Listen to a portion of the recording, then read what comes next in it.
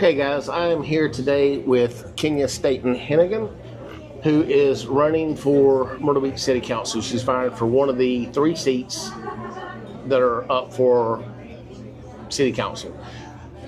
She has volunteered to meet with me to answer a couple questions that I have gotten that I have received from community residents, excuse me, and businesses alike. Having said that, Kenya, I'll let you introduce yourself. Hi, my name is Kenya Staten Hennigan. I live in Myrtle Beach, South Carolina, and I've been living down here for 25 to 26 years. My dad, of course, was a police officer in Philadelphia. He also is a veteran, Air Force. My mother was a nurse. So, of course, I went to school, got my associate, my bachelor's, my master's, and I'm on my doctorate now for human services. Awesome. So I'll start out with, I think it's an important question. What is your number one priority if you're elected? Well, the first thing I really want to work on, which is everybody is really concerned about, is public safety. If we can come together in agreement to get more officers, or try to do whatever we can to get more officers in our sector, that will help us a lot for some of the officers to be able to go into the school system while they're young and let them know that the police officers is not a bad people. We are here. Come and join us. When we get, a little bit older, come see what we do. And I think that will promote a lot of people to join the police force. Awesome.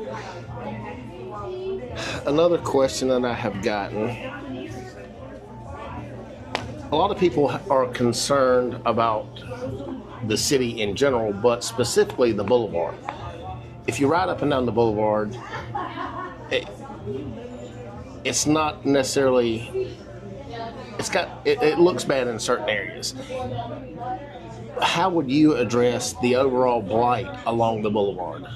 Well, mostly everybody's talking about really the south side, and it does not look well. But I think that since I've been riding up and down all the time, that people, or maybe the realtors or other people, is taking initiative, because we are tearing down. We are addressing the issues down there, as far as the bad scene. It just don't look right. This is what I have been seeing. It might take a slow process, but if I was in the seat, I would try to make you more transparent of this, to make sure that our boulevard will be at least the same as the north side. Awesome. The next question is going to be a 2-part question. In your opinion, does the current $300 million debt load that Myrtle Beach carries, does it seem in line with what residents and tourists would realize? One thing about debt, you got to understand whether it's good debt or is it bad debt. And to be a business person, you have to realize that. So as far as the tourism, let's say that right now I've been keeping a watch, and I see a lot of tourism, or a lot of things that's on our TikTok, Facebook to promote. And our city is still, to me, as a standstill. So if I was elected, I would have to see more about what this debt is. I can't really speak on it. It's not fair if I'm not in the seat to really analyze everything. Okay. I said that was a 2-part question. This is really not a question, I guess. I would like to further expound on that by surrounding municipalities have either zero or very low debt load compared to Myrtle Beach, and that was I saw that in a Sun News article. It was in the latter part of last year. Okay. So,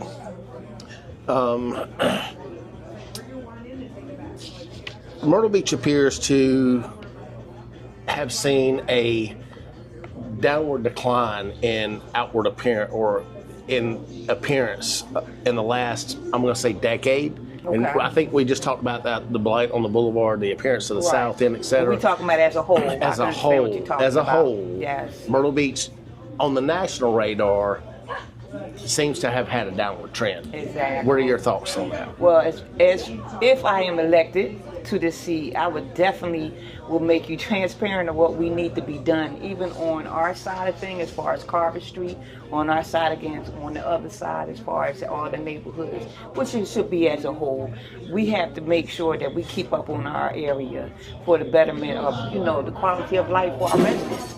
It's not going to work because we're going downhill kind of quickly, and we need to pick it up fast. So if I'm elected, I will make sure that that's transparent, that we are doing things for our community.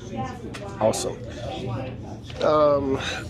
Another question that I have been asked, or another question I have been given to ask, what area of the city do you reside? I live in the city of Myrtle Beach, South Carolina on 3rd Avenue. So I do be at the beach all the time, and I see our police force working. I see like I said, I can see what's building and what's not, what's tearing down and what's not, what is getting better for our community and what's not.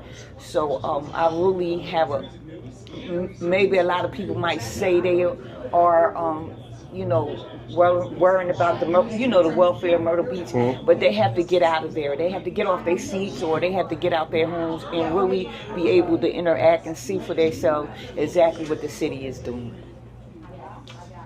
We're doing really good on time. I'm going to ask you another question, if you don't mind.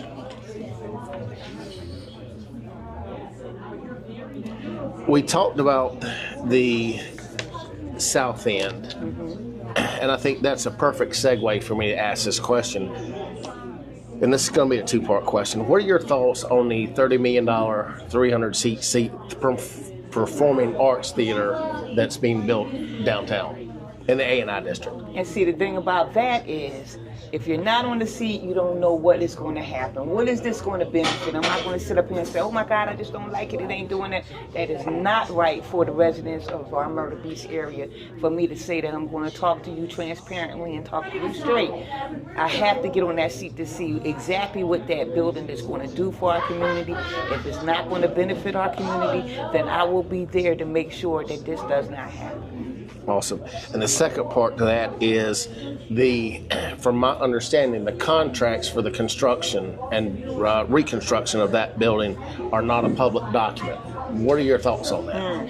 That transparent is not good, but as far as me being an elected official, I can definitely make a big thing about that, and so the community can find out exactly what's going on, so we can be able to understand what is getting built and how it's getting built and what it's used for. Awesome.